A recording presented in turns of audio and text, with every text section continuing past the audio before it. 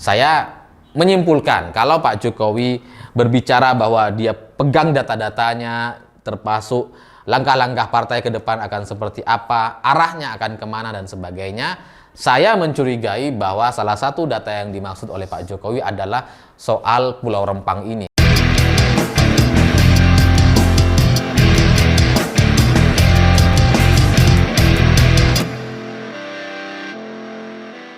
Selamat malam semuanya. Kemarin ketika Pak Jokowi hadir di acara Relawan Seknas Jokowi, seperti biasa Pak Jokowi menyampaikan pidatonya di acara tersebut. Dan dari sekian panjang pidato yang disampaikan oleh Pak Jokowi, ada satu kalimat yang kemudian ini menjadi pembicaraan hangat hari ini. Karena pernyataan Pak Jokowi menimbulkan tanda tanya besar gitu ya.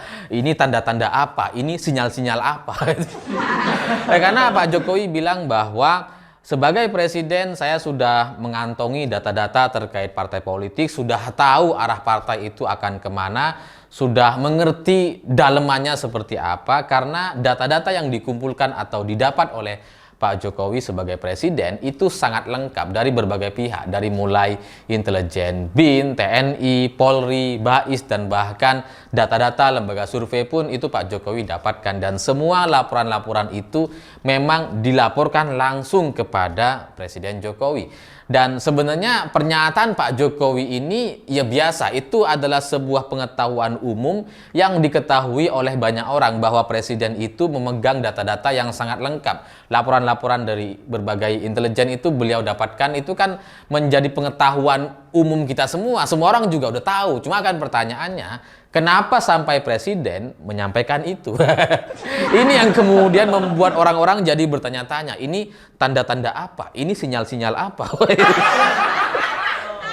Tapi sebelum saya membahas soal itu, Profesor Mahfud MD sebagai menteri juga sudah menyampaikan atau merespon terkait pernyataan Pak Jokowi bahwa data-data yang diterima oleh presiden itu adalah data-data yang memang seharusnya beliau terima sebagai presiden. Jangankan presiden, kata Pak Mahfud, sebagai menteri saja itu data-data kita dapatkan. Memang secara jumlah atau durasinya agak lebih lama atau tidak seintens presiden gitu ya. Kalau menteri itu mungkin ya seminggu atau sebulan sekali data-data itu mereka dapatkan. Tapi kalau presiden mungkin ya hitungan hari atau jam, bahkan mungkin ya ada laporan-laporan terbaru terus gitu. Dan itu menurut Profesor Mahfud MD sudah sesuai dengan undang-undang yang ada, bahwa memang laporan intelijen itu harus dilaporkan kepada Presiden Jokowi jam berapapun dan secepat-cepatnya, sehingga laporan yang masuk kepada presiden itu bisa saja tengah malam atau dini hari, pokoknya ya secepat mungkin agar presiden itu tahu. Dan sekali lagi, ini lagi-lagi bukan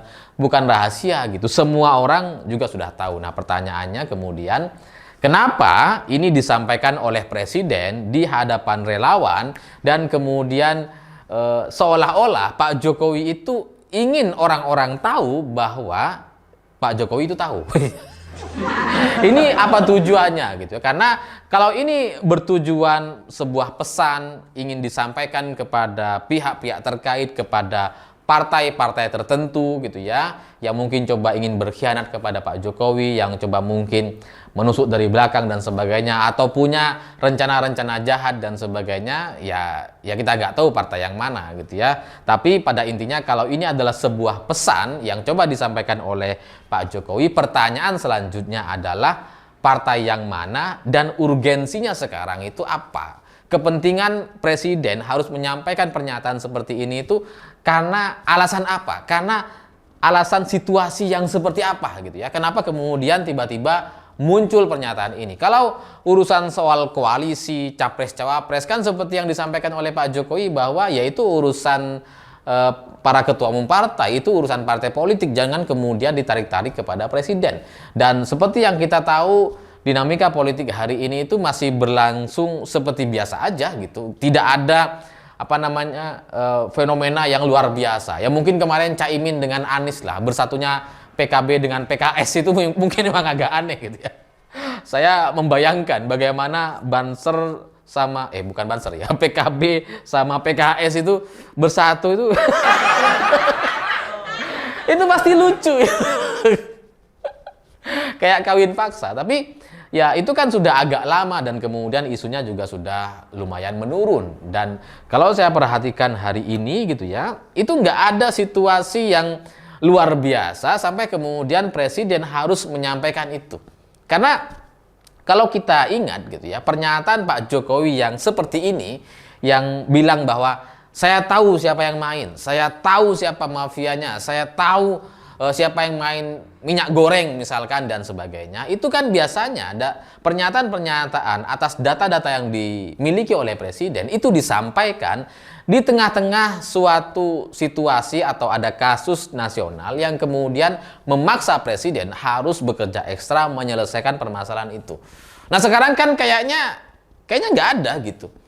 Jadi situasi nasional sekarang ya lumayan kondusif, paling soal polusi udara lah di Jakarta yang kemudian menjadi perhatian. Tapi itu tidak seharusnya kemudian membuat Pak Jokowi jadi tertekan dan harus segera menyampaikan pernyataan bahwa saya tahu data-data partai politik dan arahnya ke depan seperti apa. Tapi setelah saya coba teliti dan coba amati lagi, ternyata ada satu kasus di Indonesia hari ini yang kemudian ini menjadi PR dan menjadi masalah yang kemudian mungkin mengganggu Presiden Jokowi, di mana di Batam sana atau tepatnya di Pulau Rempang itu terjadi chaos atau kerusuhan, di mana warga setempat yang kemudian akan direlokasi oleh pemerintah itu menyatakan tidak setuju atau tidak sependapat dan kemudian mereka berontak melawan aparat, melawan kepolisian yang ingin melakukan relokasi gitu. Karena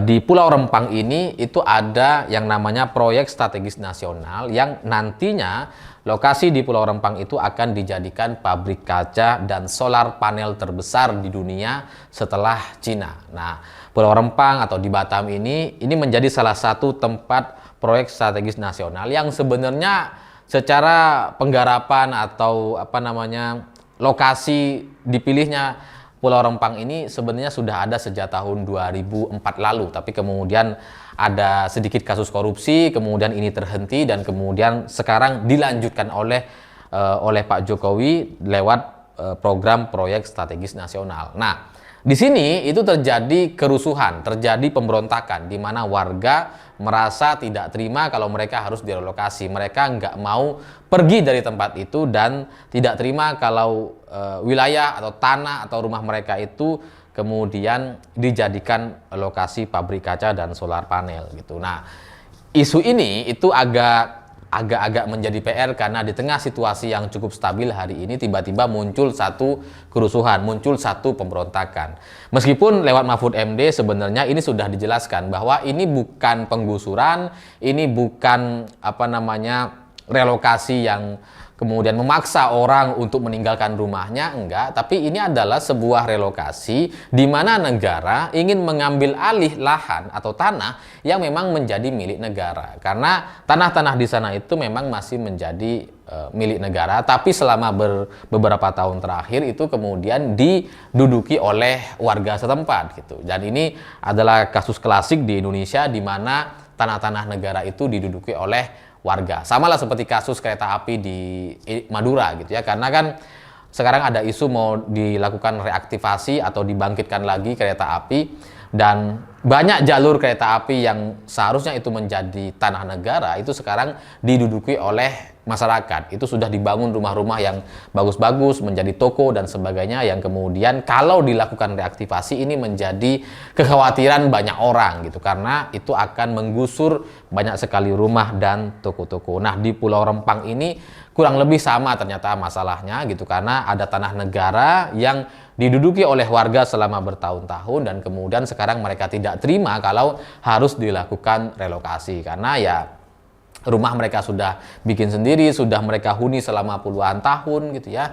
Jadi mereka merasa punya hak untuk tinggal di sana. Meskipun sebenarnya menurut penjelasan Presiden, ini pemerintah sudah melakukan komunikasi, sosialisasi bahwa untuk setiap orang, setiap keluarga yang direlokasi dari tempat tersebut itu sudah akan diberikan rumah tipe 45 dan lahan seluas 500 meter asalkan mereka bersedia untuk direlokasi gitu. Tapi menurut Presiden, komunikasi ini atau sosialisasi ini kayaknya ada masalah, atau jangan-jangan gitu ya, komunikasi dan sosialisasi di bawah itu kemudian dibalik, seolah-olah tidak ada subsidi dari pemerintah atau itikat baik dari pemerintah untuk memberikan ganti rugi atau pergantian untuk hajat hidup mereka yang selama ini sudah hidup di tanah negara tersebut gitu ya. Jadi Pak Jokowi sempat bilang bahwa ini ada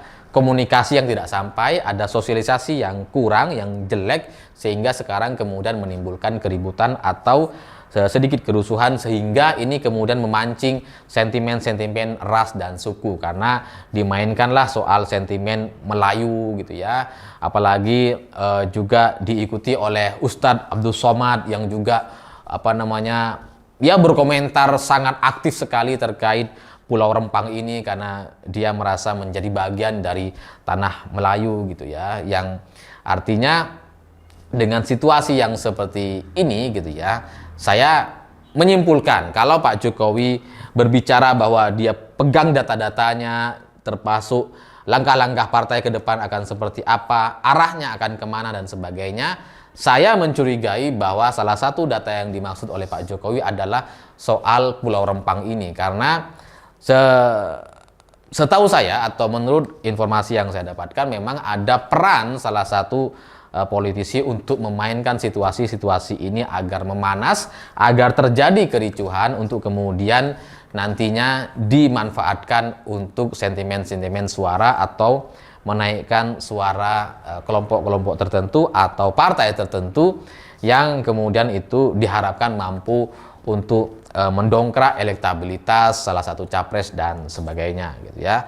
Cuma partai yang mana, capresnya siapa, ini yang masih belum bisa disampaikan. Tapi kembali lagi kepada Pak Jokowi, menurut Presiden beliau sudah tahu arahnya akan seperti apa, partai-partai dalamnya seperti apa, sehingga mungkin ini terkait Pulau Rempang ini juga sudah diketahui oleh Presiden siapa penggeraknya, siapa yang memainkan, dan tujuan-tujuannya seperti apa. Karena kalau kita melihat dari narasi-narasi yang beredar yang disampaikan oleh Ustadz Abdul Somad, sebenarnya mudah ditebak ini dilakukan oleh kelompok pihak yang mana. Cuma kita perlu sedikit bersabar untuk mendapatkan konfirmasi pihak siapa yang memainkan narasi-narasi ini.